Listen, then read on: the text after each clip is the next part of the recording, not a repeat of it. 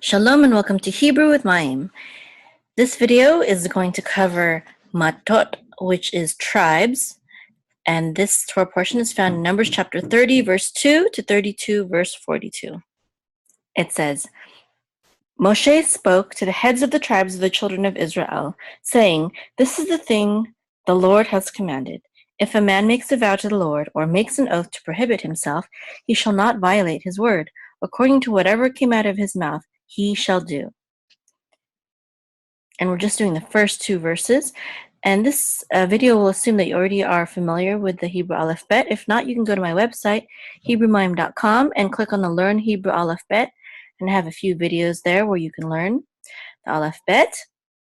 So for the first verse, I will go review the letters and vowels.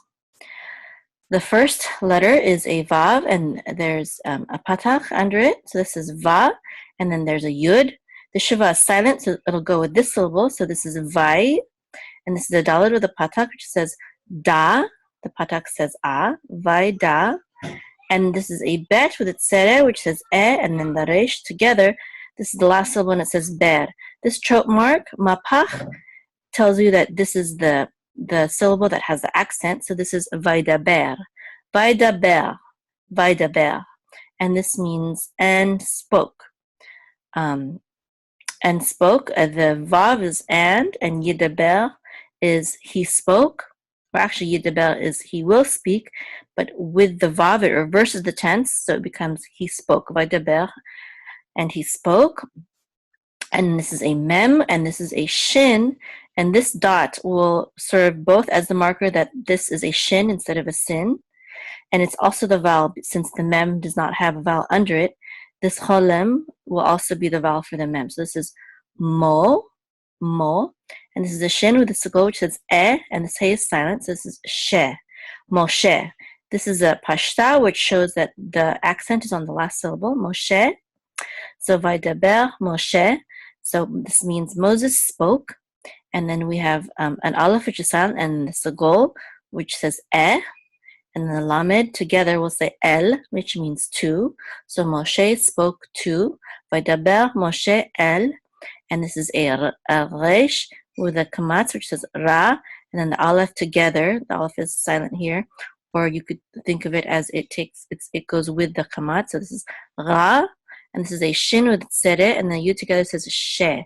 The tzere says e. So she, rashe. So this means heads of, okay? Heads plural of. So Moshe spoke to the heads of. Vaidaber Moshe el rashe. And this is a hey with a patach that says ha. This means the. And this is a mem with a patach which says ma. And then this is a tet, and it makes a T sound. And then the vav with the dot over it says o. So this is to. And this is a tav at the end. So this is tot. Hamatot. So hamatot means the tribes of. Mate is tribe. Ha is the. Matot is tribes, plural. So hamatot. This means the tribes. Okay, so vaidaber Moshe el rashe hamatot. So Moshe spoke to the heads of the tribes, and there's an implied of. And then we have a lamed right here with a chirik. So this is li, and then a vet, and the shiva is silent. So this is leave. And then we have a nun with it sere, and then the yud together says ne, leave ne. So this is of the sons of, or to the sons of. And then we have a yud with a chirik, so this is yi, and then a sin here, the shiva silence, this is yis, and this is a resh with a kamatz, which says ra, and this is a tzere, and then the aleph is silent, and the lamed says la, so this is el, Yisrael, so to the tribes of Israel. So Moshe spoke to the heads of the tribes of, to the sons of Israel, literally. And then we have a lamed with a tzere, and the aleph together. This will say le, and then we have a mem with a cholem. So this says mo, and then the resh closes this vowel, closes this syllable out to say more, lemor. And this is the accent, the etnachta, so this is lemor. And this means to say, or can be translated as saying. And then we have a zayin with that sigil, which says es. This is ze, and the hey is silent here. Ze, this is, or just this. And then we have a hey with a patak, which says ha, and then a dalad with a kamatz, which says da, and then a vet with a kamatz, which says va, and then the resh closes out this last syllable, so this is va. Ha dava. Okay, this is the word or the thing or the matter. Okay, so this is the word. I'll translate it as this is the word. And then we have an aleph with a chatef patach. This is a. And this is a shin with a sigil, which is e. So this is she. And this resh closes at the last syllable, which is sher. Asher. That or which. Okay. And then we have a tsari with a chirik. So this is si. And this is a this is going to be a vav, even though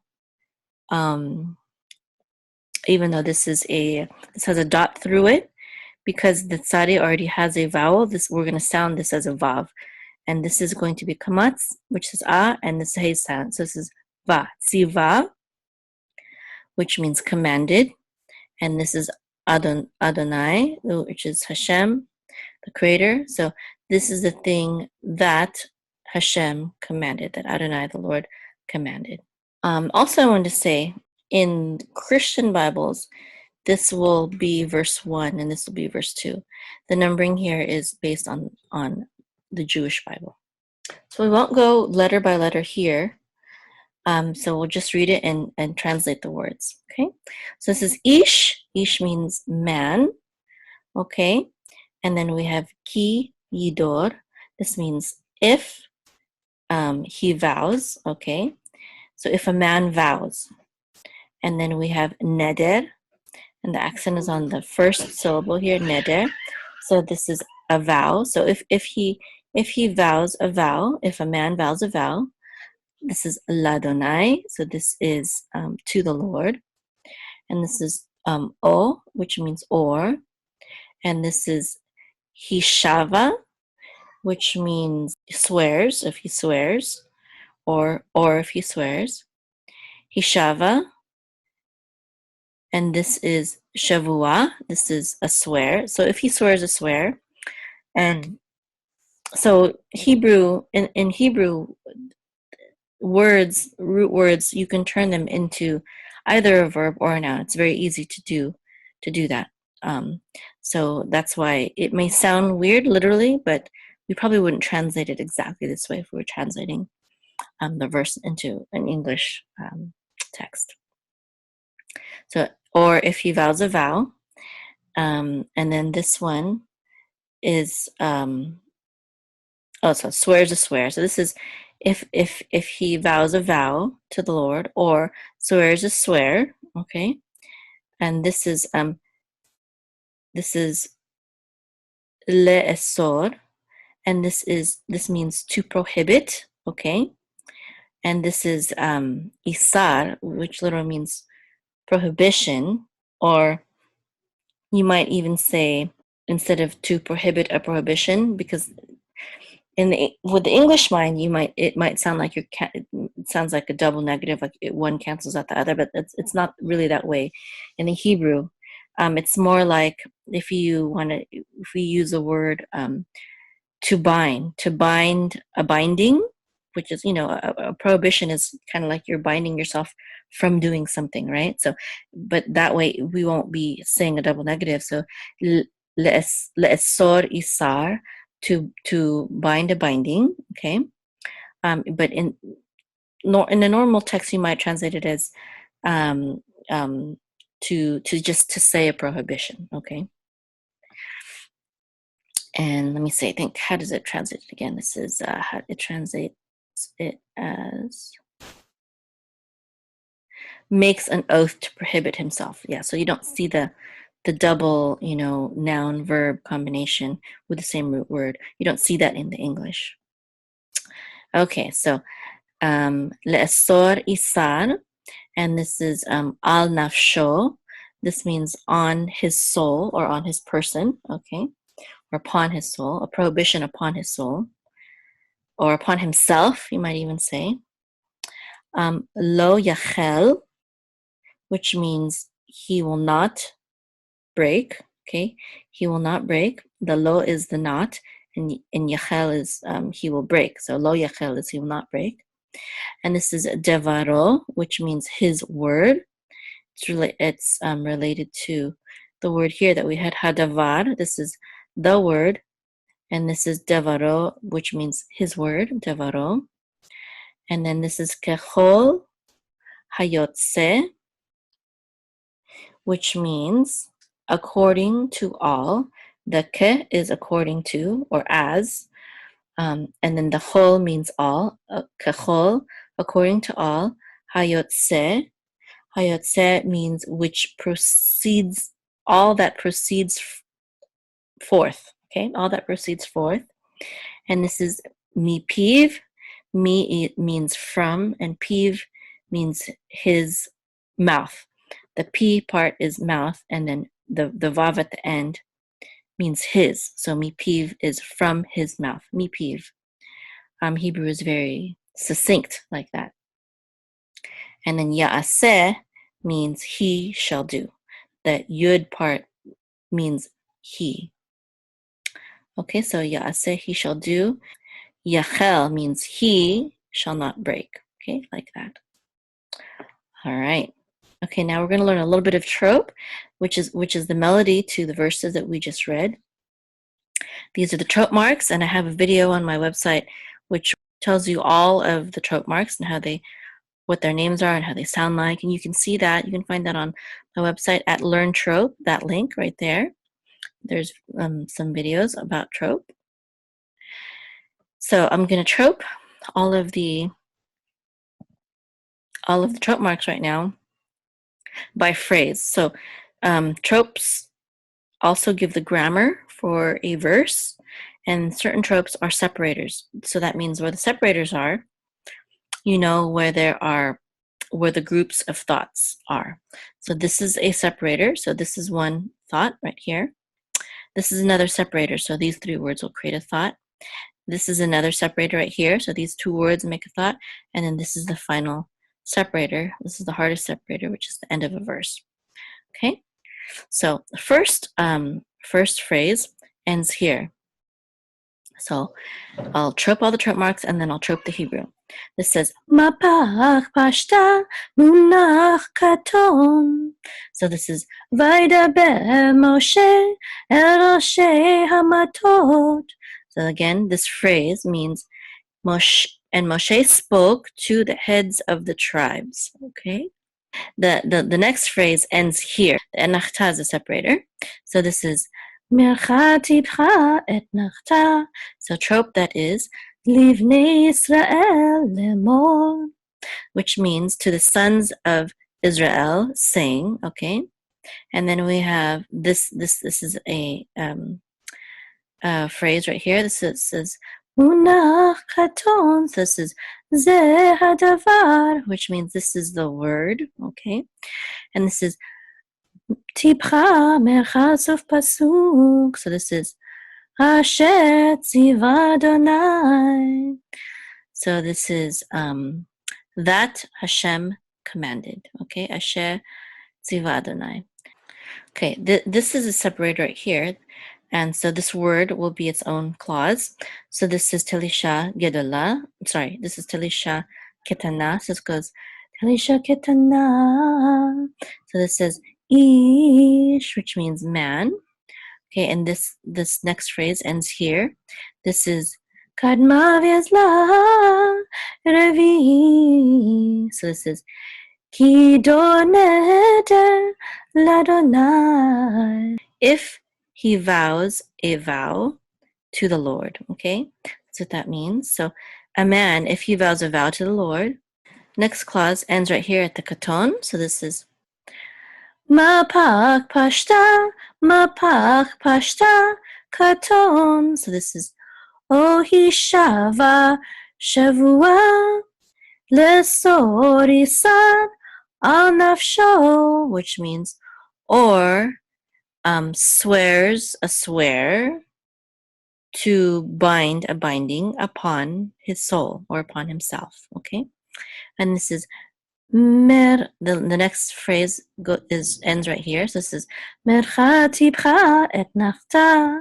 So this is lo yachel devaro. So this means he shall not break. So this is he shall break. This is not, and this is his word. Okay, shall not break his word. And then the next phrase, the last phrase is right here. This says mercha tipcha sof pasuk. So this is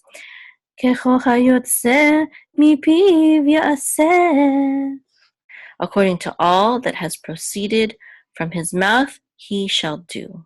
Okay, so this is וידבר משה אל ראשי המטות לבני ישראל לאמור זה הדבר אשר ציווה אדוני איש כי נדר לאדוני או הישבע שבועה לסוריסן על נפשו לא יחל דברו ככל היוצא מפיו יעשה.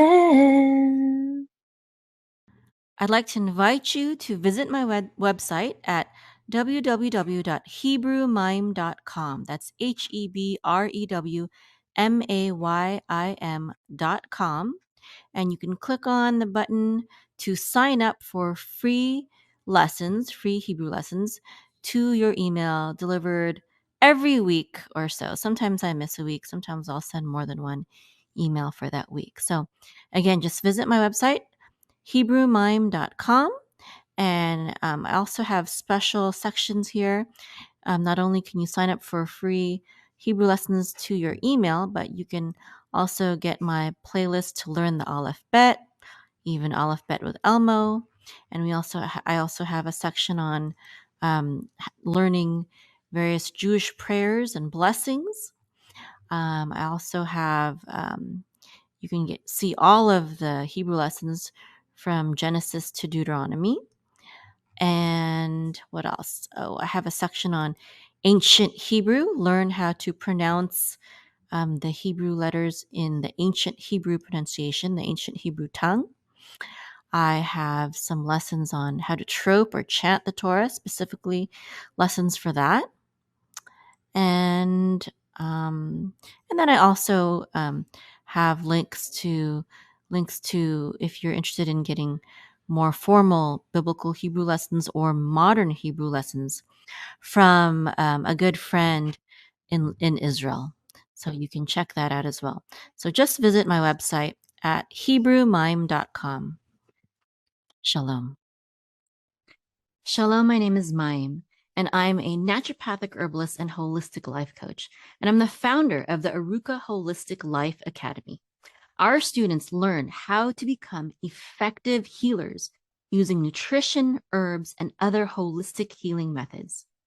I have found that to become a holistic healer, you, number one, don't need to be licensed, although some of our students are medical professionals, doctors, nurses, etc., but you don't need a medical degree or a license to become a holistic healer. Number two, you don't need to study for 4 or more years in college. And number three, you don't need hundreds of thousands of dollars for a medical degree or a nutrition degree or any other kind of expensive degree. I don't have any of these things, yet I have built a profitable online health coaching business. And I'll tell you the 8 things, though, that I have found that you do need.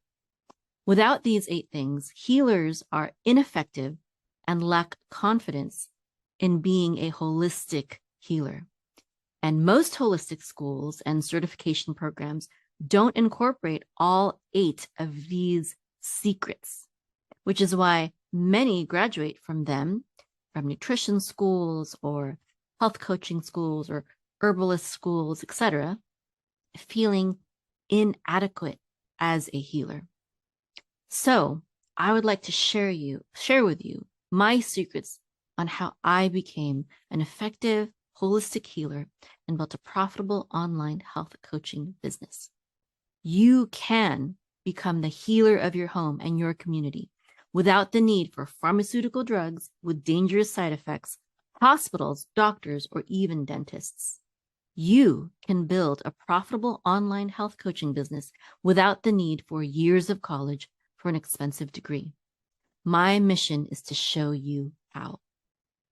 Visit my website at www.aruka.com/free to get my 8 secrets on how to become an effective holistic healer.